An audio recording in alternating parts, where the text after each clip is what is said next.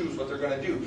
So it may not be that they choose the vision for their life until they're 25, sometimes even 35. Fully know what they are, who they are, what they're called to. But the point is simply that every one of us at some point in our life gets a vision for who I want to be. I want to be a mother, and I want to have children. I want to have a successful business of my own. I want to travel the world. And everything I do is going to be about orienting it so that I can save money to travel the world. I want to see the world. Whatever it might be. Whatever that vision, that calling is in your heart. Everyone has a vision of what your own life will be.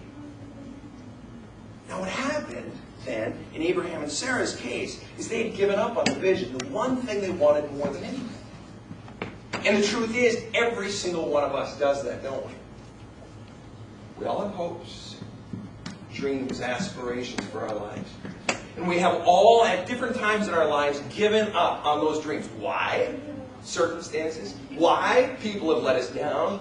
Why? A dream has died. Why? A business has failed. Why? Any number of reasons. We don't anymore think, do we? I mean, we do when we're children, but do we anymore think, as we move into adulthood, that it's going to be roses and cotton candy and pink bows all through life? Do we still think that? Or do we begin to realize that life is about challenges and hardships and obstacles? And it's very easy to become depressed. It's very easy to become sucked into that negativity, isn't it? And the real challenge of life is to find the joy, to walk joyfully amid the sorrows of life, of the world. It's not to deny the sorrows, to say there is no suffering. It's not even to avoid the suffering, but to pass through it and to find the joy anyway. It's to maintain that vision. It is to persevere. The great promise in this story is what? What made it happen? It was Abraham's faithfulness to his vision. It was Abraham's faithfulness to God. And do not confuse that with being good. Read that story. Read Genesis 12, chapter 12 through chapter 25 this week in your own personal devotions. And tell me that Abraham was some saint. Liar, a thief, multiple wives, and Sarah was, if I got his half sister, and I forget if it's on the mother's side or the father's side. Which, right? But it was much more common back then, right? Less common now, hopefully. Point is simply this: don't confuse faithfulness with being good. Now, does that mean you should be bad? No, you're missing the point.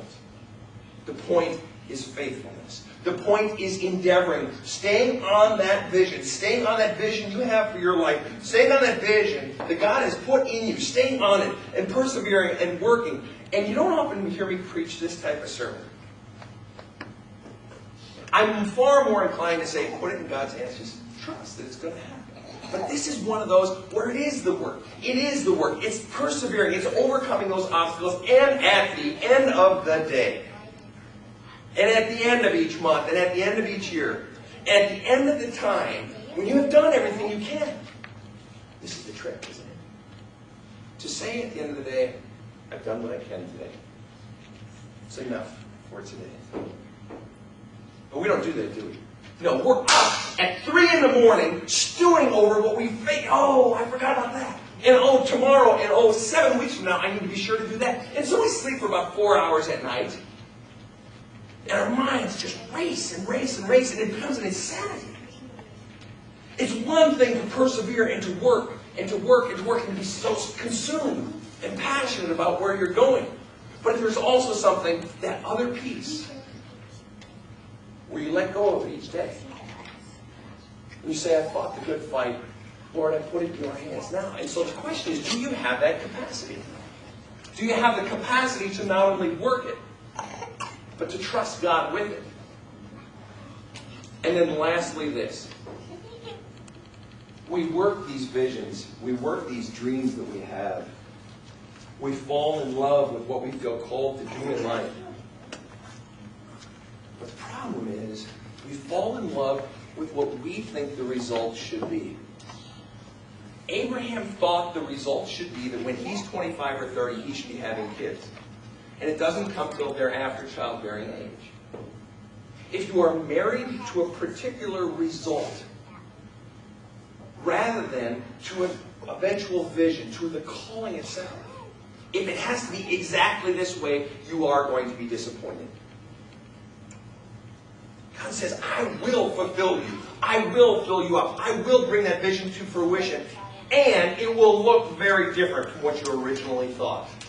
I would like to see a show of hands of people in this room who have maybe had a prayer answered, who have had a vision come to life, who have seen a dream come true, and it looked a little different from what you originally thought, but it was still good. Thank you. Thank you. We go through life, sometimes it has to be exactly this, but when we can release that, when we can trust the results to God, trust that maybe God knows what He's doing. Maybe God knows what He's doing. And if we can work it and strive for it and fulfill that vision and bring it into fruition, yet at the end of the day say, but Lord, it is yours. Just as Abraham and Sarah did. And all the while, when we're up at 3 in the morning, stewing, all the while when we're worrying and worrying and worrying, God's chuckling. God's laughing. Not at us, but a little bit at us. But just sort of with us saying, it will come. So the challenge this week is simply that. Work it. Work your vision. Persevere. Stick with it. And then at the end of the day, do you have the ability? Do you have the courage to let it go?